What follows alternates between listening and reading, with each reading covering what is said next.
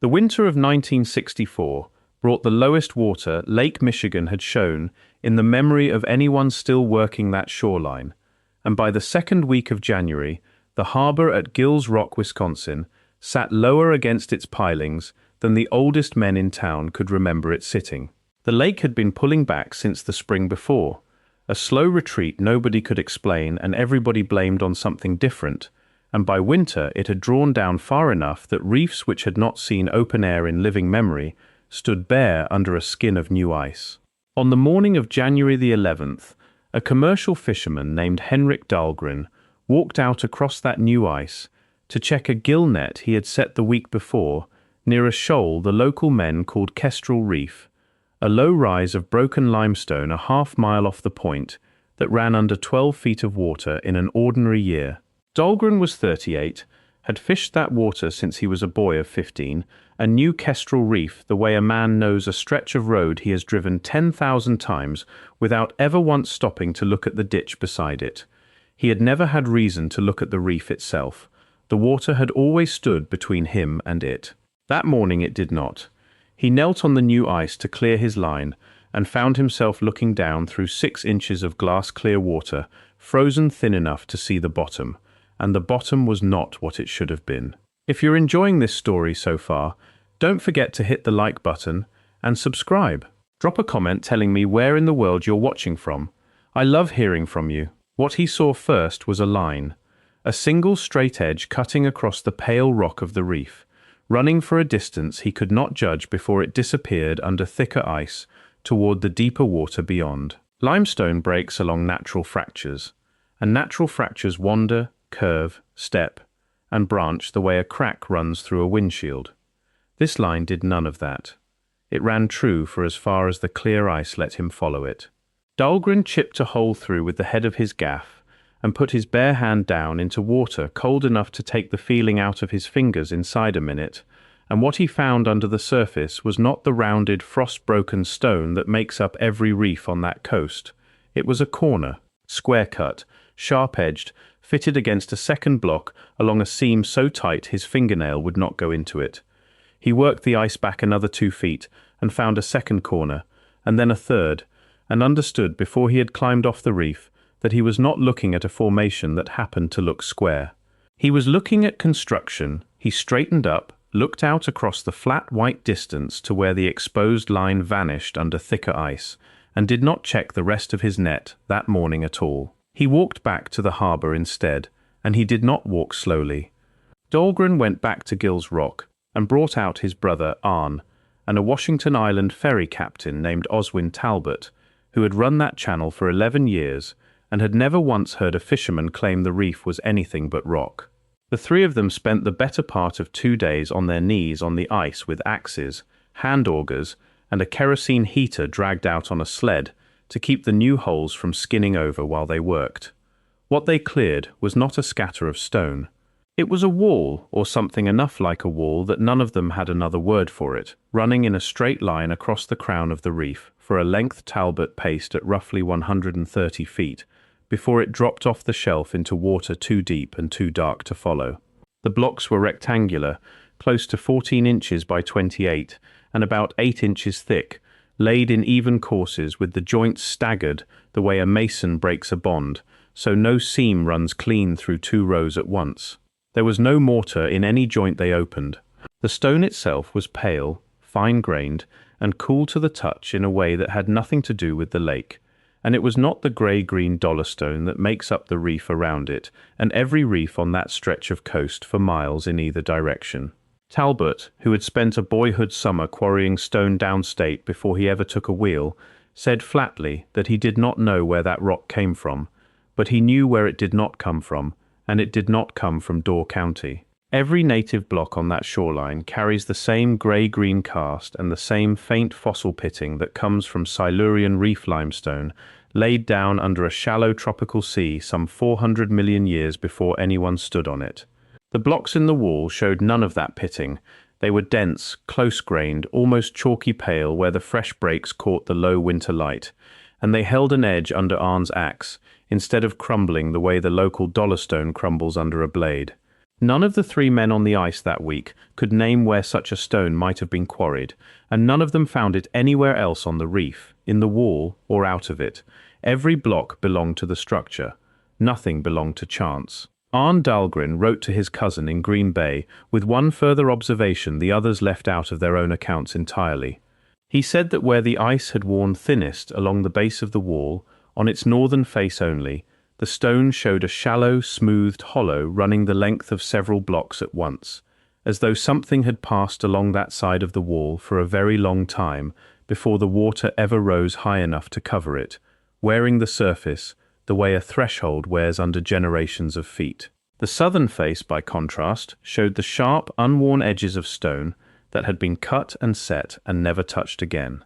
Arne Dahlgren wrote to a cousin in Green Bay on January the 16th, 5 days after the discovery, describing the wall in terms that matched what his brother later told a county historian in 1991, when Henrik was an old man and had buried most of the people who might have argued with him. The letter survived in a shoebox for almost 30 years before a grandchild found it. It described the same staggered coursing, the same tight dry joints, and one detail neither Henrik nor Talbot mentioned in their later accounts.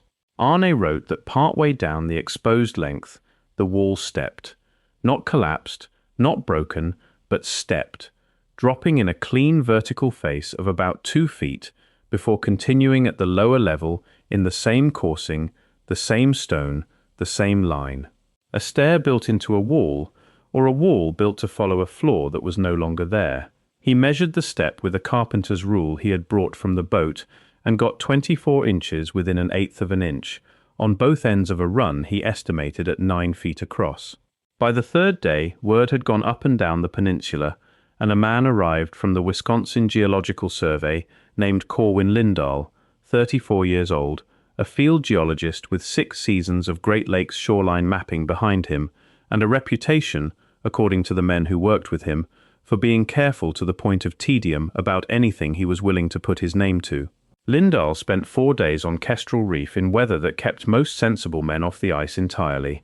He measured the coursing and got the same 14 by 28 dimension Talbot had gotten, repeated across better than 30 blocks with a variance he described in his field notebook as smaller than the tolerance of his own tape. He measured the step and got Arne Dahlgren's 24 inches. He shot a compass line down the length of the wall and found it held a bearing within half a degree over its full 130 feet, a straightness that a crew laying stone by eye on broken lake ice in 1964 or at any other time would have had a hard time matching with a transit and a week to do it. He took rock samples from 3 separate blocks, chipped with a geologist's hammer from corners that were already broken, and packed them in a canvas sample bag along with his notebook. On his third day, he brought a second man out from Sturgeon Bay, an assistant surveyor named Pell, and the two of them spent an afternoon on their hands and knees at the base of the step Arne Dahlgren had measured, working the packed ice and frozen silt away from where the wall met the lower course. What they found matched what Arne had already written to his cousin. The wall did not simply drop.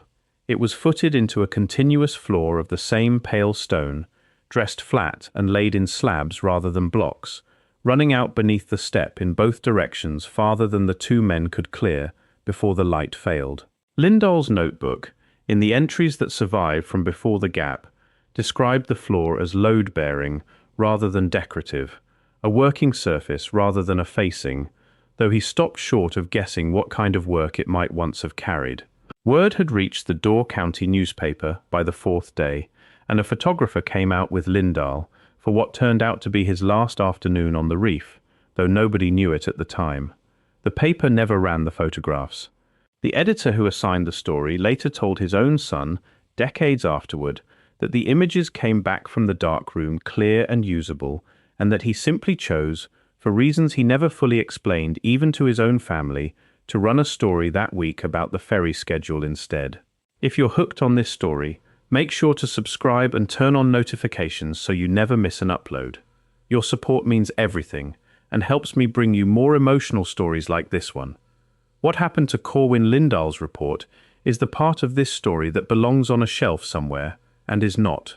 The Wisconsin Geological Survey's field log for that winter survives intact for every week of the season except one. The entries for January the 13th through the 15th, the 3 days Lindahl spent on the reef with his tape and his compass and his sample bag, are blank. Not missing pages, not torn out, simply blank, in a bound log that a state agency kept without a gap anywhere else that year. The entry for January the 16th resumes in Lindahl's own hand, describing an unrelated shoreline erosion survey near Kewanee, as though the 4 days before it had not happened. His formal report on Kestrel Reef was never filed with the survey's public records, and requests made decades later by researchers who had heard the story turned up nothing under his name for that winter at all. Lindahl did not vanish, and getting that detail wrong is how a story like this one gets told badly and stops being believed. What happened to him was quieter. By the following autumn, he had been moved off fieldwork entirely and into a cartography desk in Madison, drafting shoreline maps from other men's survey data. He held that desk job for the remaining 19 years of his career, and, by his own daughter's account given to the same county historian in 2003, never again went out on the ice or the water in any professional capacity. The canvas sample bag has never surfaced. No block of that stone has ever been catalogued, tested, or cited in any published survey of the region. The lake did the rest of the work, the survey did not. 1965 brought a wet spring and heavy snowmelt off the upper basin, and Great Lakes water levels, which move in long, slow cycles that can run a decade or more from trough to crest, began the climb back toward normal that every hydrologist on the system had been predicting since the drought began. By June, Kestrel Reef was back under 6 feet of water. By the following winter, it was under 10. Nobody ordered the wall covered. Nobody had to. The same lake that had pulled back far enough to show it to Henrik Dahlgren simply came home, the way it always does, on a cycle that has nothing to do with the men standing on the shore watching it. Kestrel Reef was not the only place on the Great Lakes where the water pulled back far enough to show something and then changed its mind. In the summer of 1936, the same drought year that dried lake beds clear across the western half of the continent, low water in Saginaw Bay on the Lake Huron side of Michigan exposed a stretch of shoal near Point Lookout that a group of duck hunters described in a report 2 of them gave to a county sheriff who noted it in a logbook as a straight run of fitted stone standing proud of the mud in a line running out from shore. The sheriff's account gives no measurements and no photographs, only 3 lines written the same week, and the following spring's rains put the bay back over whatever the hunters had found. Nobody has seen it since. And in 1913, a dredging crew widening the channel into Rock Harbor on Isle Royale, out in the deep cold water of Lake Superior, struck what the dredge operator's own log described as a fitted wall obstructing the channel, cut stone laid in courses, at a depth the crew judged impossible for any structure built by the miners who had worked copper on that island in the previous century. The obstruction was noted, blasted clear to open the channel for boat traffic, and never examined by anyone with a reason to look closely before the blasting crew did their work. What is consistent across all 3 is not merely the stone, though the stone is consistent, fitted, coursed, dry-jointed, and foreign to the rock around it in every case. What is consistent is the timing. Each site was shown to a handful of ordinary working men by an accident of weather or industry, examined for days rather than months, and returned to the water by the same natural or human process that had exposed it in the first place, before any institution with the resources to study it properly ever got the chance. What that pattern asks of the accepted history of that basin is not a small thing. The Great Lakes as they exist today are young by any geological measure, carved and filled by the retreat of the last continental ice sheet, roughly 11,000 years ago, their modern shorelines and water levels settling into something close to their present form only a few thousand years after that. A wall of fitted coarse stone lying on a reef that was dry land or shallow marsh at some point in that window is not describing a structure built by anyone in the account of this continent that the accepted timeline allows for at that depth and in that place. It is describing something built before the lake, now covering it, had finished becoming the lake it is. What survives of Kestrel Reef today is smaller than what the lake took back. Henrik Dahlgren kept a chip of the pale stone, broken off one of the blocks by his brother's axe on that first day, in a coffee can in his boat shed for the rest of his life, and his grandson has it still, in a drawer, unlabeled and untested, because no laboratory has ever been offered the chance. 2 photographs survive from Corwin Lindahl's 4 days on the reef, taken by Oswin Talbot with a box camera and kept by his family rather than filed with any agency, one showing the exposed wall with Arne Dahlgren standing beside it for scale, the coursing and the stepped drop both visible in the frame. A geologist shown that photograph in 2015, on the condition that his name not be attached to any public statement, said the coursing was consistent with deliberate masonry and inconsistent with anything he could attribute to natural fracture or ice shove, the 2 processes usually invoked to explain squared stone on a Great Lakes shoreline. He was asked what would settle the question permanently. He said a diving survey and a week with the right equipment, on a reef that has sat under open water for close to 60 years and shows no sign of surfacing again soon. Henrik Dahlgren fished that stretch of water for another 30 years after the winter he found the wall, running his nets past Kestrel Reef more times than he ever counted. And by his own account, he never went back out on it, not once the ice was gone and the reef was back under water, where a man cannot kneel down and put his bare hand on something a fisherman has no name for. He told the county historian in 1991 that the thing he could not put down, all those years later, was not the wall, and it was not the missing report, it was the step. A wall built to hold something back does not need a stair cut into the middle of it. A stair is built for something meant to go up, or down, from one level to another, on purpose, by whoever built the wall around it. Lake Michigan runs in long, slow cycles of high water and low, and every hydrologist who studies that basin agrees the lake will draw down again the way it did in 1964. Not on any fixed schedule, but eventually, the way it always has. When it does, Kestrel Reef will be there again, the wall running true along its bearing, the steps still cut into it at 24 inches, waiting under the ice for whoever happens to be standing on it when the water finally goes. Thank you so much for watching until the end. If you loved this story, check out the other videos on your screen now. I think you'll really enjoy them. And don't forget to subscribe if you haven't already. See you in the next story.